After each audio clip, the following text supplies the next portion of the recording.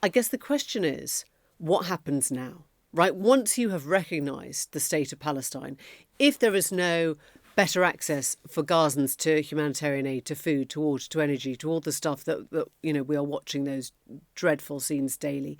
If that doesn't come, if Israel doesn't do anything to make that situation better, then what? Right? What do they do? What do they do next? Because you've got the recognition of something that is basically a pile of rubble now. Thousands and thousands of dead children and dead people, dead civilians in Gaza. What does the government do then? What do any of them do then? It's Emily. It's Lewis. And this was really historically significant, what happened on Sunday. Keir Starmer had promised that this might happen earlier in the year, that Palestinian statehood would be recognised by the UK for the first time since the creation of the State of Israel in 1948, first time ever. He promised earlier in the year that he would do that if Israel did not do certain things to improve the conditions of humanitarian situation in Gaza. They haven't done that. Keir Starmer therefore recognised for the first time Palestine as a state. And we should say this is not just something that the UK is doing alone. Australia is doing the same thing. Canada is doing the same thing. A clutch of other European states, including France, have either already done it or are going to do it in the next 24 hours or 48 hours or so, which takes the total number of countries of the world which recognise Palestine north of 150. Yeah, in other words, it's about 75% of the countries recognised by the UN, and this is all happening in concert with the UN General Assembly in New York. Keir Starmer isn't there, but Emmanuel Macron is there, and at the moment they are going through what they want to call a sort of peace initiation process along with Saudi Arabia and other countries. And as you say, this is a tightly choreographed move which puts the UK in the same space as Canada, France, Belgium, Australia, I think Portugal, and many other countries have already been there. And the reason that so much of the ire is directed specifically at us, specifically at the UK government, is because of the role Britain played historically. After World War I, Britain basically took control of Palestine. This was under a League of Nations mandate. The League of Nations was the sort of precursor body of the UN. And the Balfour Declaration in 1917 promised support of a national home for Jewish people in Palestine. And then this kind of led to tensions rising between Jewish immigrants, many fleeing anti-Semitism in Europe, this before the Second World War, and the Arab population who felt, this was their homeland and who were sort of receiving large-scale immigration and, land transfers. And in 1947, the UN then proposed partitioning Palestine into two states, one Jewish, one Arab, with Jerusalem under international administration. And there was some ill feeling about the way that division came about, relating to the size of the actual populations. Jewish leaders accepted it, Arab leaders rejected it. And then everything in the Second World War and the Holocaust made hundreds more, thousands more flee from persecution to Israel. And the recognition of the State of Israel then kind of happened in 1948. And I think this gives you some sense of why the British role in all that still sort of seems to play such an oversized sort of it's the ghost at the table. And when you have sort of members of the Netanyahu government saying you do not control us anymore, that's what they're referring to. I think that's it. That's entirely right, and I think that's exactly the commentary, the component which has been missing from so much of the commentary of this over the last 24 hours. I think this is a move of desperation from the British government and from the French government and the Australian government, the Canadian government. And this is the thing. One of the critiques of this on Starmer has been to say this is about internal Labour Party management, about trying to please the left. There's two things to say about that. I don't know if anybody's noticed, but Keir Starmer has not been especially well known during his period of leadership for trying to please the left of the Labour Party. That's not something that's been at the top of his priorities. Moreover, if that even were the case, and it were about it's nice of Macron to help alongside. Yes, indeed. Yeah, it's weird how Emmanuel Macron or Mark Carney or Anthony Albanese or all of the other different European leaders who have made this move, it's odd why they would be so concerned with internal Labour Party management. As you say, Emily, this would have been unthinkable in the weeks, the months, I would say probably even, well into 18 months plus of what has happened post October the 7th period. If you remember, Keir Starmer went into an LBC studio in the days after October the 7th, and very controversially, and to be fair to him, in the end, Number 10 kind of had to row it back. But such was the fever in the air at the time that Starmer basically said that he thought it would be legal, and indeed it would be right on some level for Israel, or it would be proper for them to use means of, taking away energy or food or whatever it happened to be as part of their response to Gaza at the time. That was the feeling in the air at the time. Worth just listening back to that clip. I'm very clear. Israel does have that right to defend herself, and Hamas bears responsibility. A siege is appropriate? Cutting off power, cutting off water? Well, I think that Israel does have that right. It is an ongoing situation. Obviously, everything should be done within international law, but I don't want to step away from the sort of core principles that Israel has a right to defend herself and Hamas bears responsibility for these terrorist acts. And I would call on all responsible states, particularly Middle East responsible states, to call this out for what it is, and to stand with the world in utterly condemning these actions by Hamas. Obviously, what we've seen since then, and that was the feeling in British politics at the time, that Israel almost had carte blanche to respond how it must in those immediate weeks. Obviously, what we have seen since then is the enormous number of Palestinian civilian deaths. We've seen the UN talking about quite openly about the prospect of Israel allowing a genocide. We've seen the destruction of Palestinian cities, including Rafah. We've seen the idea posited of a kind of a man-made famine. Indeed, a famine, a camp that half of the Palestinian population would be forced to live in and wouldn't be allowed to leave. We've seen the more and more extremist elements of Netanyahu's government, not just Netanyahu himself, but the far-right elements of his government, posit more and more extreme policies to deal with the problem that they're facing in Gaza, and profound indifference to Palestinian life in Gaza.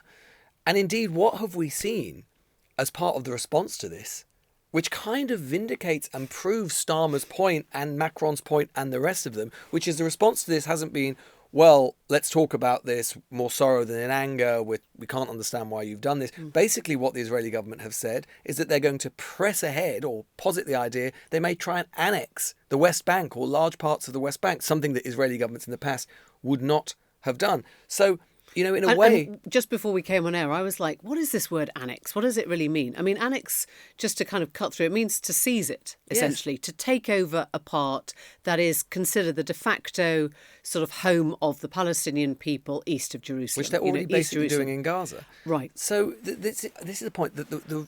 We've got to a point, I think, where Western governments feel, with the exception of the United States, the very important exception of the United States, feel that the Israeli government is such not only an unreliable partner, not only that they cannot be trusted, but that they have been seized by such extremist instincts and are conducting such extremist policies in Gaza and increasingly the West Bank, that they feel that there is no alternative but to press this political equivalent of the nuclear button, which is to recognise a Palestinian state with all of the political difficulties therein. It is an act, I think, of desperation and deep frustration within the Israeli government that seems no longer willing to work with the West. Yeah, and self-harm. I mean, this idea of annexing, seizing the West Bank, Israel's basically subjected that part of the land to military occupation since 1967. We've talked about the sort of enlargement of the settler areas, in other words, the placing of particular Israeli or Jewish communities within Arab land to essentially sort of keep watch over / intimidate those who naturally live there. And one of the people who is in the Netanyahu government, who is himself a settler, is the finance minister Bezalel Smotrich. He is, the ultra-nationalist alongside Itamar Ben-Gvir. And those two are both basically saying we need to completely dismantle the Palestinian Authority. That there is this complicated kind of leadership structure whereby Gaza was controlled by Hamas under original democratic elections many years ago, and the West Bank was controlled by the Palestinian Authority, by Fatah.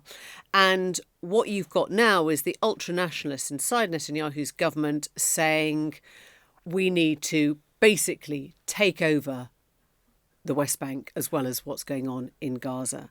And to your point, if you wanted any indication that the people that you were talking to, the people you were kind of trying to get round the table to discuss, starvation, famine in Gaza and all the rest of it, were behaving like unhinged extremists, this is it. This is it. This doubling down, I think, would make Keir Starmer think, well, actually, why did we wait so long?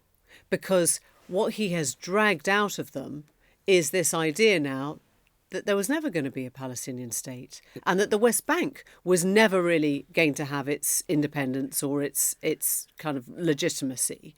And so the fact that Starmer and others have brought the conversation to this place, I think, is a sign that I don't know if things will move in terms of whatever happens to a Palestinian state now. I mean, the question's been raised a zillion times. How can you have a Palestinian state with rubble, no borders, no leadership, no people? The state of Gaza is different to a Palestinian state. I mean, it is, the ultimate kind of sort of clash of ideas with reality.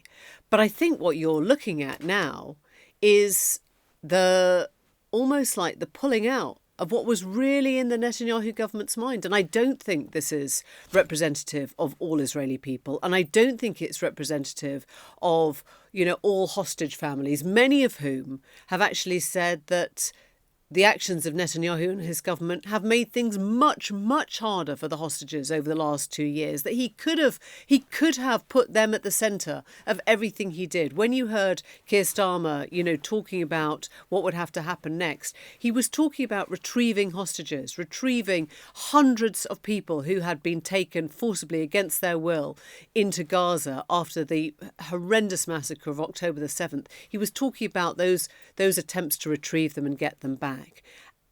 And I think now it is not enough for the Israeli government to say you're putting hostages at risk. It just rings hollow.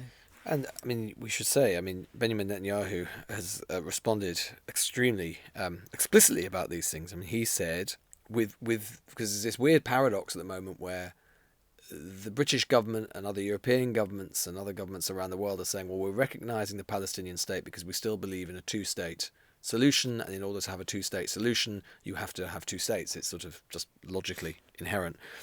And Netanyahu responding to this by saying, there will be no Palestinian state. The response to the latest attempt to force upon us a terror state in the heart of our land will be given after my return to the United States. I have a clear message to those leaders who are recognising a Palestinian state. You are rewarding terror with an enormous prize, and I have another message for you.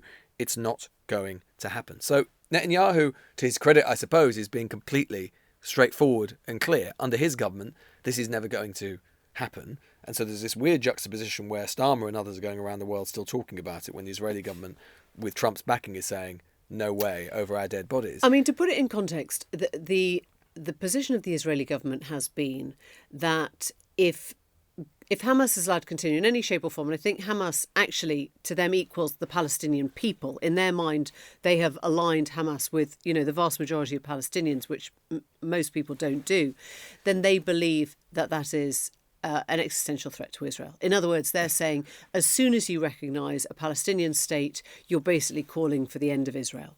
That's how they will see it in those stark terms. There can only be one survivor from this. So, yes, of course, there's never going to be a two-state solution. But if you're talking about one state and the recognition of Palestine, then Israel will cease to exist. I don't think outside Israel we believe that. I don't think most countries, most of the UN believe that. But I think this goes to the heart of the profound worry that some Israelis have about whether they can carry on existing whilst they have, Hamas or any form of Hamas on their doorstep. And I completely understand that. And we should clear, look, Hamas, as recognised by the British government, is a terrorist organisation. It's conducted atrocities. It, in its bones, is deeply anti-Semitic. They want to kill Israel. I mean, I completely understand that. That has been a given from the start. What I sort of find frustrating, not only in terms of the Israeli government's response, but also we see from quite a bit of the kind of commentary out here and in the United States, the kind of Israel right or wrong brigade, is zero reflection, as we've been saying, as to how we've got to this point. How it is that, do you think the British government wants to be in a position, or the French government or whoever, want to be in a position where on any level they could be accused of wanting to reward Hamas? Of course they don't. Or isolating Trump, or isolating Israel. Or isolating ourselves from Trump. No, of course they don't.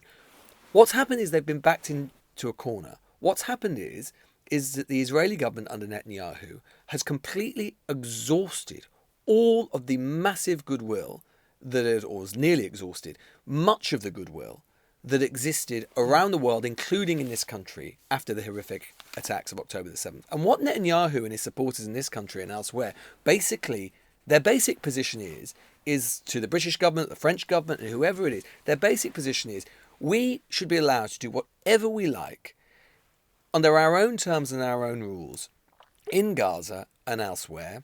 We decide that because of the security threat. We decide that because of what happened on October the 7th. And if you don't support us in that endeavour, however extreme it is, and whatever policies we enact, then you're supporting Hamas.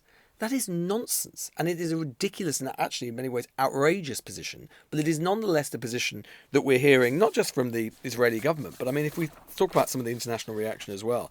I mean, we had the US ambassador to Israel, Mike Huckabee, writing on X, "My POTUS, President of the United States, is a Churchill. The UK is led by an appeasing and naive Chamberlain. Donald Trump knows the UK PM Starmer is giving Hamas a victory, endangering hostages even more, and prolonging a war. Thank you, President Trump." It's quite an extraordinary. This is not just some MAGA kind of influencer or writer or whatever. It is a US government appointee, the US ambassador to Israel, basically calling our Prime Minister, the UK Prime Minister, a coward and a appeaser of Hamas. This is crazy. I think that the complication for our government right now will not actually be the voices saying, "Oh, you've sold out. You're just doing it to, appease your backbenchers." The sort of, I don't think the Kemi Badenoch critique of this will be particularly sort of harshly felt for Keir Starmer right now. I think what will be more complicated longer term is what happens next. Because I think, Keir Starmer and others have clearly come to this not from a position of thinking we're going to solve, the Arab-Israeli crisis. We're going to solve the conflict that, decades of sort of presidential goodwill has failed to do. But that we do not want to be leaders in power at a time when an entire population is being starved to death and we have not made a stance, right? I think if you step back from it, that is really what's going on here.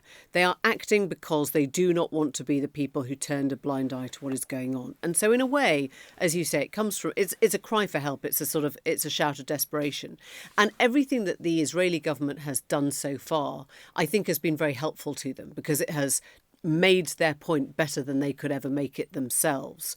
I guess the question is, what happens now?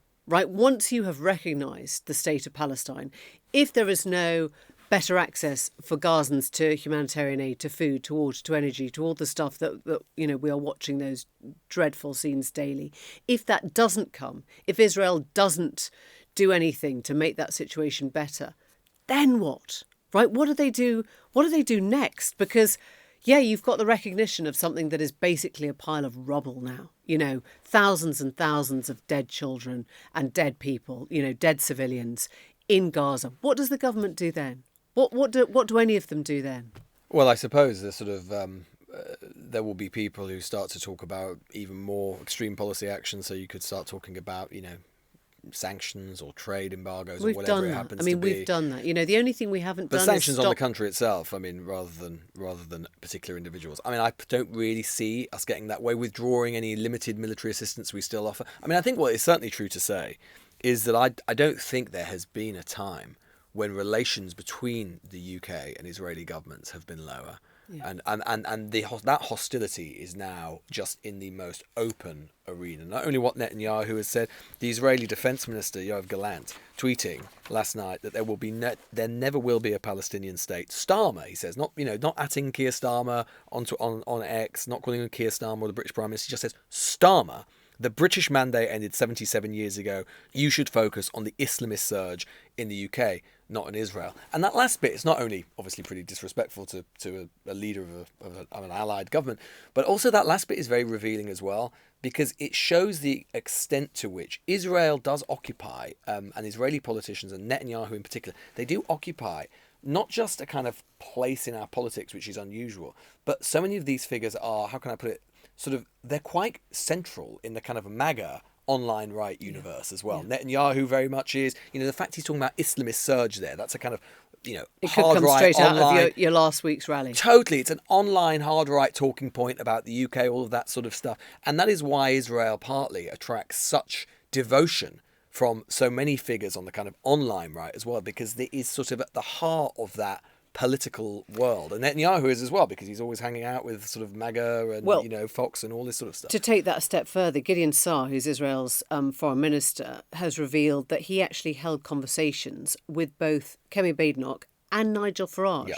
Nigel Farage, who currently has five MPs in the House of Parliament. Foreign minister. It's crazy. I mean, what are you doing as a foreign minister? You're basically deciding that the Prime Minister of the UK is now irrelevant because he's crossed you. He's on the other side. He's on the kind of leftist side. You're on the wrong side, and you're leapfrogging to talk to, a leader of the opposition and a man who you kind of are hoping.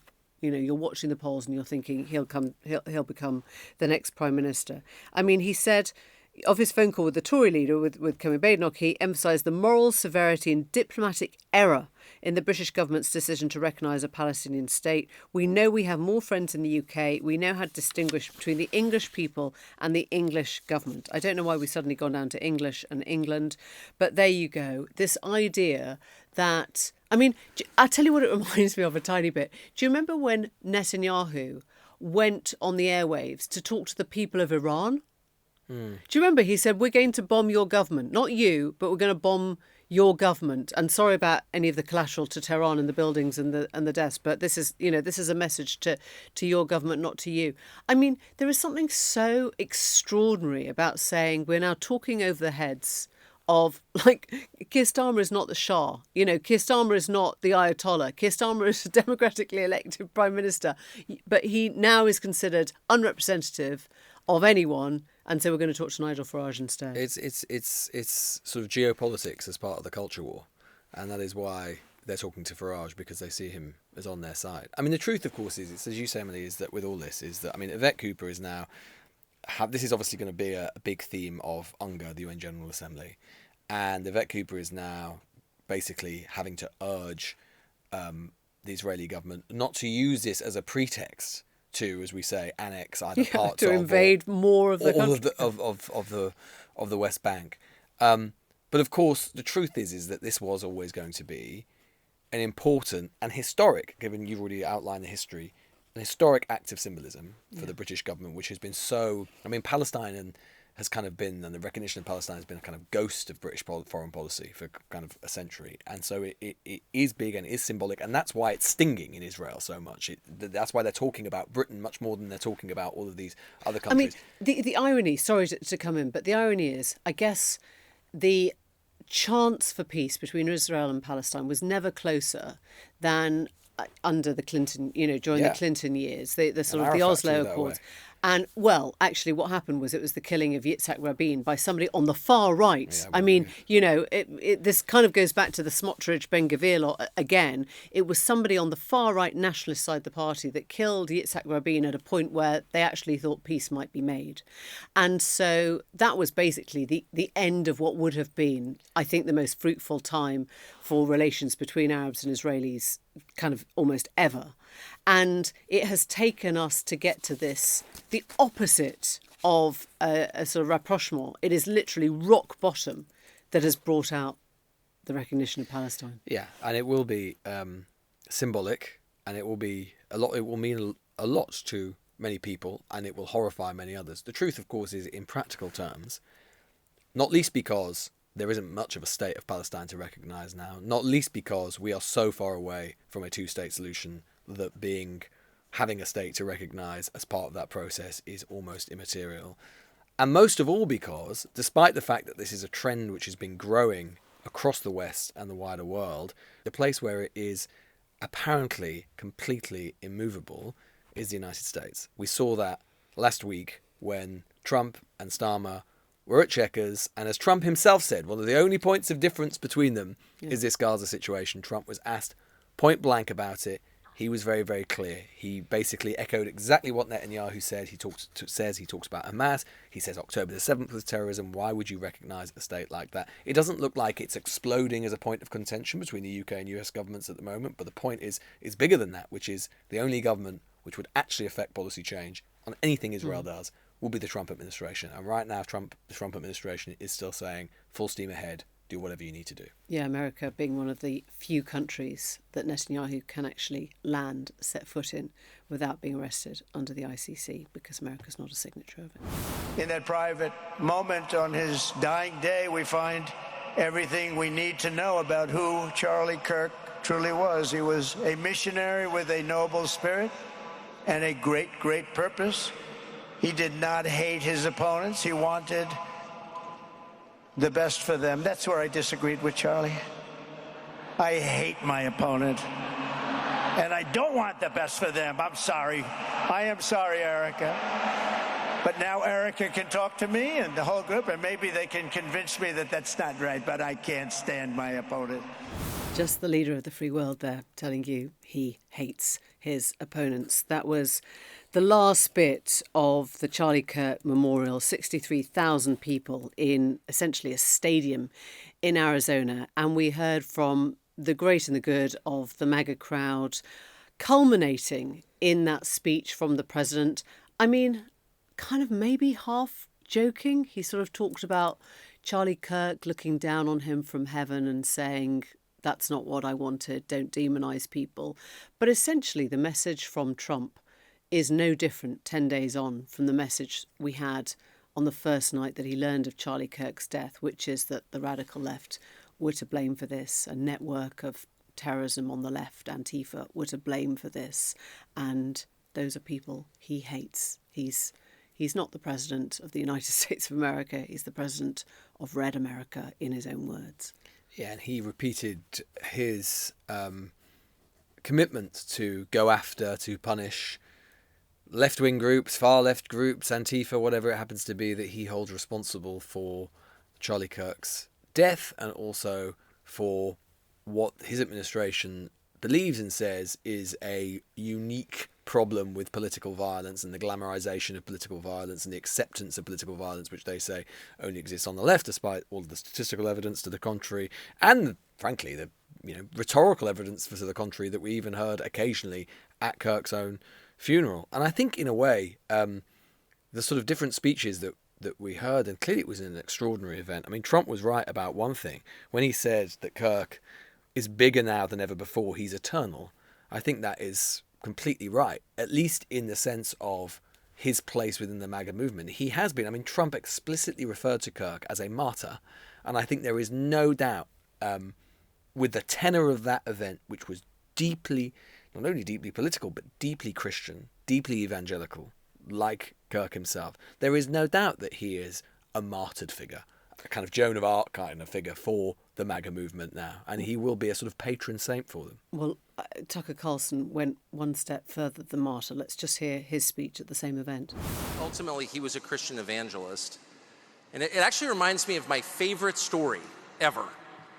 So it's about 2,000 years ago in Jerusalem, and Jesus shows up and he starts talking about the people in power, and he starts doing the worst thing that you can do, which is telling the truth about people, and they hate it, and they just go bonkers. They hate it, and they become obsessed with making him stop. This guy's got to stop talking. We've got to shut this guy up. And I can just sort of picture the scene in a lamplit room with a bunch of guys sitting around eating hummus, thinking about what do we do about this guy telling the truth about us? We must make him stop talking. And there's always one guy with the bright idea, and I could just hear him say, I've got an idea, why don't we just kill him? That'll shut him up. That'll fix the problem.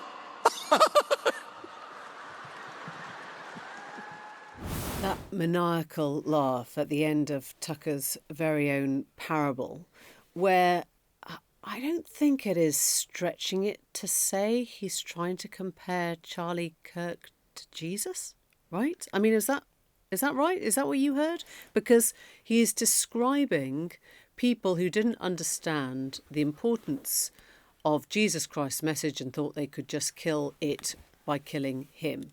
And essentially he's saying that's what's happened to Charlie Kirk. The reference to people sitting around eating hummus has certainly got the hackles up of many who think that is a directly anti-Semitic remark relating to the Jews being responsible for Jesus's death. I don't know if Tucker Carlson intended that or if that was just sort of implicit in the biblical storytelling, but he is essentially saying you have just created a Jesus-like figure from his death.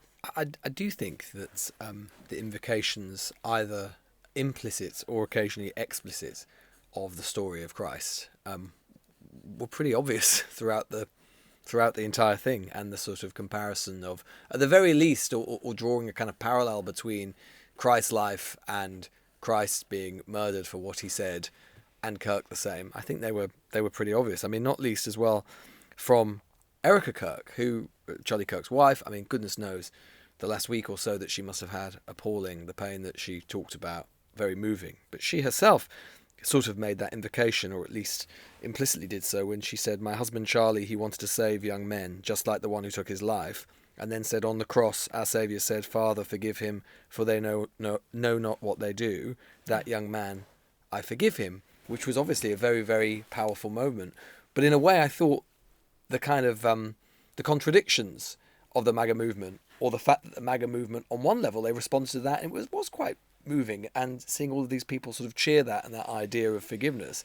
And yet, when Donald Trump comes on, they cheer Trump when he says, I hate my opponents. I don't want anything from my opponents. That sort of binary coexists within the people who are there in the MAGA movement itself. I think it's so interesting. I think what we're seeing is the proper full circle coming together of MAGA and Christian nationalism. When Trump first emerged, down the gold escalator, July of 2015, everyone was kind of saying, well, how's that going to work with, the Christian base? How's that going to work with the evangelical base? How's that going to work with people, who are dead set against 3 wives and abortion and gaudiness and gold and, the sort of sexual proclivities that he might have talked about or shown in his past. And then Trump started appointing these Supreme Court justices that were very, very close to the heart of the evangelical right. And I think that ceremony yesterday, which was part funeral, part memorial, but part political campaign, really. It was political activism. It shows the fulfillment, in a way, of every different sort of demographic that Trump had sort of reached out to at the beginning. Trust me, give me your vote, it will all come full circle. And there is now a Christian nationalist movement in America which believes in promoting, not just promoting, but sowing in the teachings of Christ and the workings of Christ and a sort of Christian philosophy into the workings of government itself. I'm not going to call it theocratic, but it's not a million miles away from a sort of a state that feels backed up and rewarding of Christian faith. And I think it is fusing with, and I think this is a really interesting evolution of the kind of politics of the right in America. It's a really interesting kind of turn back to a language of morality, and therefore a language of censorship. I mean, in a way, it is not that surprising that the right actually would have a very strong bit of cancel culture inside them, that would have a very strong bit of censoriousness, because historically it was the right, particularly fused with the kind of religious right, that had the strongest sense about what you should say and what you shouldn't say and how you should behave and how you ought not to behave. And I think what we're seeing with Charlie Kirk's assassination and this, what we saw at the funeral, the rally, whatever you want to call it, the funeral yesterday in the stadium, is these threads becoming more and more exposed. I think, as you say, Emily, it was kind of always quite difficult. It was a difficult tension with Trump at the top of the ticket, at the top of the movement, to really move hard in that kind of politically moralistic direction, religious direction. He sort of did it a little bit here and there, but that's not necessarily going to be the case for the future. Who gave one of the most barnstorming speeches at that funeral yesterday, talking in scripture and talking in liturgy and talking in heavily religious sense? It's J.D. Vance. Yeah, J.D. Vance can do that and will do that and is leaning hard into that. And, you know, we're already starting to see it, frankly, and as sort of uncomfortable as it might be in some ways, and I'm sure they'd demur from this idea, but even we're already starting to see the sort of glimmers of the 2028 race on full display, and that was partly a little bit what yesterday was about, at least as far as Vance was concerned. It was yesterday's event, as well as being a funeral, much like the reaction from the right, from Charlie Kirk's own side, from pretty much the moment he died. It was deeply, deeply political. We're back tomorrow. Hope you are too. Not you. I'll be back. I even hear a little rumour. Yes. I hear a little rumour. Yeah, that we've a little got a Dicky big, bird might be flying We've towards got a us. new, We've got a rookie presenter. Yeah, we've got a Cub new reporter convert. joining us. Yeah, exactly. Yeah, from Australasia. He's apparently been doing good things there, but we'll give him a trial period for a week or so. He's going to pop his head round the door. See if you can guess. See you tomorrow. Bye. The Newsagents. This is a Global Player original podcast.